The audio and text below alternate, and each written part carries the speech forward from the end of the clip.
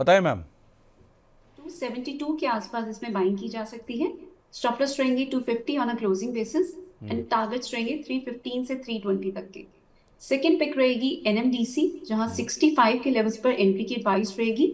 Stop loss रहेंगे 61, targets रहेंगे 74। NMDC की बात करें तो 63 के लेवल पर एक बहुत स्ट्रॉन्ग बेस बिल्डिंग नजर आ रही है।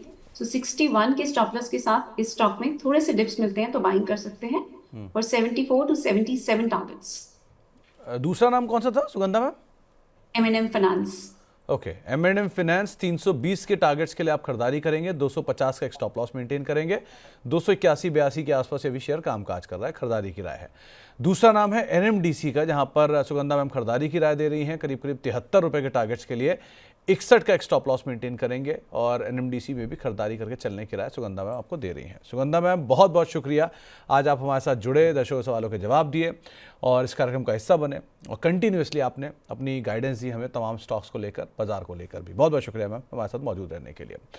अब क्योंकि आईपीओ की बातचीत भी हो रही है और एक और जानकार भी हमारे साथ जुड़ चुके हैं, अरुण सर मौजूद हैं, तो अरुण सर से हम बातचीत करेंगे आईपीओ मार्केट्स को लेकर भी और अदरवाइज भी अरुण सर से हम चर्चा करते हैं। अरुण सर नमस्कार, स्वागत है कार्यक्रम में।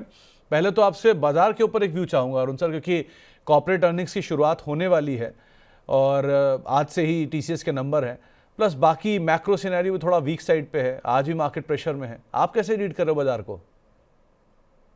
दो चीज खास बाजार में गौर करने जैसा है। एक उम्मीद थी कि बजट सामने है, रिजल्ट्स आएंगे तो ओवरऑल सिनारियो कहीं ना कहीं सुधरेगा, लेकिन अमेरिका में जो डेटा आ रहा है वो अच्छा नहीं है।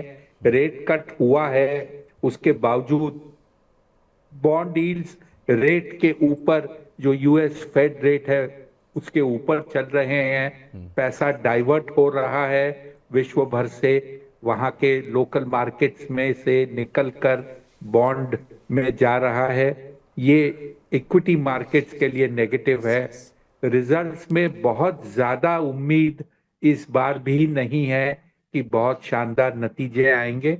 हाँ, ये कहा जा सकता है कि दूसरे तिमाही के कंपैरिजन में शायद थोड़ा बेटर हो, और वो भी खास करके कंजम्पशन स्टॉक्स में, क्योंकि दिवाली, क्रिसमस, न्यू ईयर इस तिमाही में गए हैं, तो उसको लेकर कंजम्पशन स्टॉक्स में कुछ एक्टिविटी हो सकती है।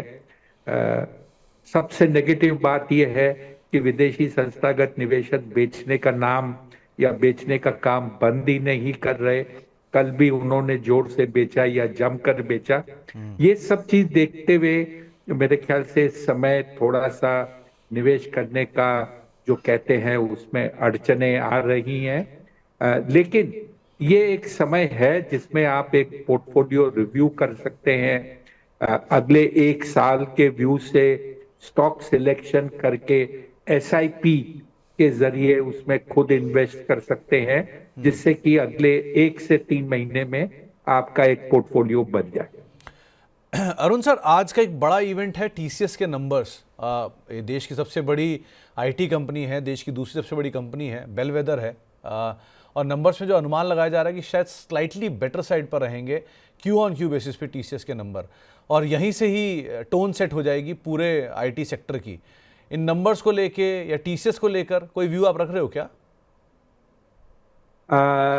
सुमित जी, जब आप ये थोड़ा सा बेटर का जो अनुमान लगा रहे हो, ये देखना चाहिए कि 3 महीने पहले इसका भाव क्या था। मेरे ख्याल से जो भाव में मूवमेंट हुआ है नेट बेसिस पे 3 महीने में, उसमें बाजार ने ऑलरेडी इस इवेंट को डिस्काउंट कर दिया है।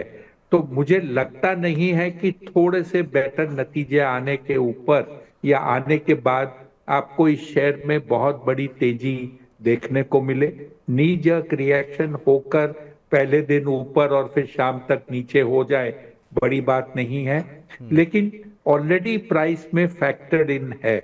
तो मुझे मेरी उम्मीद ऐसी है कि नतीजा अगर थोड़ा सा बेटर आता है, जो एक्सपेक्टेशन भी है, कोई बहुत बड़ा इम्पैक्ट आपको इसके प्राइस में नहीं देखने को मिलेगा।